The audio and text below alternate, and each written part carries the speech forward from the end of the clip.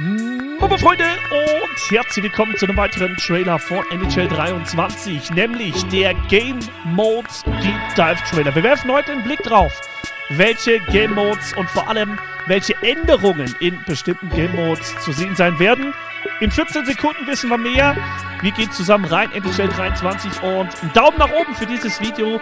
Würde mich sehr, sehr freuen. Am 11.10. dann der Release von der Vollversion.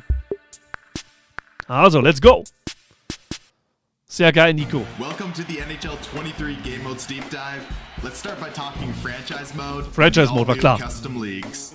Da freue ich mich drauf. Das wird so geil! Any number of teams, any number of games played, divisions, conferences, freely customized leagues to the rosters that they wanted to create or share with others.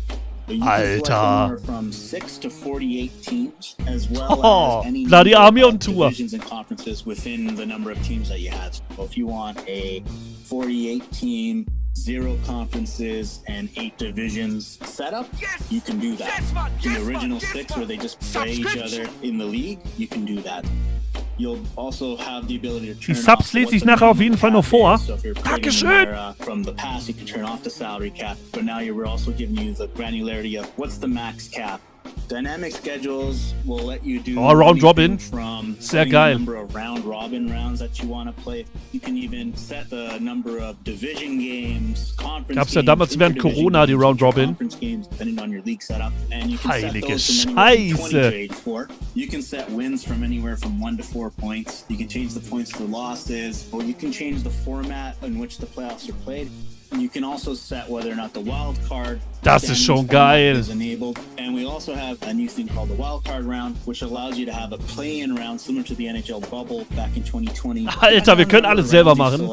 You'll be able to change Das wird die geilste Abi ever. played in each of those rounds. We support 1 game, 3 games, 5 games, or 7 games, as well as a 2-game aggregate. So if you want to play a Sauerstoff, 7-game series where you play the first 3 games away and then the next 4 games at home, you can do that. If you want to play an alternating schedule, we allow you to do that as well. If you wanted to change the schedule for the AHL, you can do that. Everything you can do with the NHL schedule or playoff format or the league. Ich brauche ein halbes you can Jahr, do that. bis ich überhaupt mal die Liga am Start habe. It's a 48-team custom roster. You're able to go in and after downloading that roster sharing file, go into custom leagues, and then you can sub in all the teams that the player created if they're not NHL teams into franchise mode in custom leagues, and then you can recreate the league in whichever way you want to with those 48 teams. There's just so many cool things that our players did last year. We really wanted to give them the power to take the next step, having fun in franchise mode. Genau, Nico, genau. Our number one focus for World of Chell this year was the implementation of cross-platform matchmaking. When it arrives in November, PlayStation and Xbox players in the same console generation will be able to play against one another across all World of Chell online modes for the first time in franchise history. And now that our matchmaking pools are essentially doubled, you'll be spending less time in the queue and more time on the ice. The early prototype is promising, and we couldn't be more excited to implement this, as well as continue to work on connecting our players as best as possible.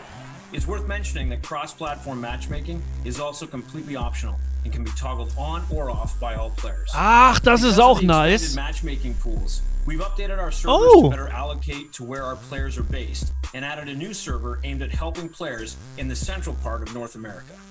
Das ist geil, dass man den Server wählen kann. We get from our community is the ability to open hockey bags faster.